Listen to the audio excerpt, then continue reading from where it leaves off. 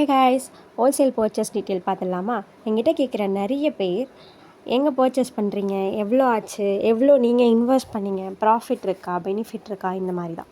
அதெல்லாம் அவங்கக்கிட்ட சொன்னால் அப்போ நாங்களும் ஹோல்சேலாகவே வாங்கிப்போமே, உங்கள்கிட்ட இந்தந்த செப்பரேட் ப்ராடக்ட்டுக்கு ஒரு அமௌண்ட் கொடுத்து வாங்குறதுக்கு நாங்களும் ஹோல்சேலாகவே வாங்கிப்போமே அப்படின்னு கேட்குறாங்க. யா, ஹோல்சேலில் நீங்கள் வாங்கலாம். But shopkeeper must say minimum order 2K or 3K.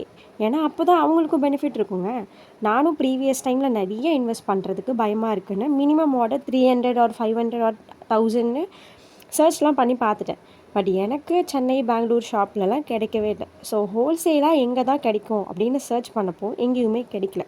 அதனால் ஃபுல்லாகவே, அதாவது மினிமம் ஆர்டர் 10,000 இல்லை 20,000 அந்த மாதிரி இன்வெஸ்ட் பண்ணி நானும் வாங்க ஆரம்பிச்சிட்டேன். பட் சரி, ஓகே, நம்ம ஃபேஸ் பண்ண ப்ராப்ளமை மற்ற எல்லோரும் ஃபேஸ் பண்ண வேணாம், நம்ம சில பேருக்கு ஹெல்ப் பண்ணலாம், சொல்யூஷன் கொடுக்கலான்ட்டு ஹோல்சேல் ப்ரைஸில் நம்மளும் கொடுக்கலான்னு முடிவு பண்ணியாச்சு. நீங்கள் ஒரு 300 இல்லை 350 இன்வெஸ்ட் பண்ணாலே போதும்.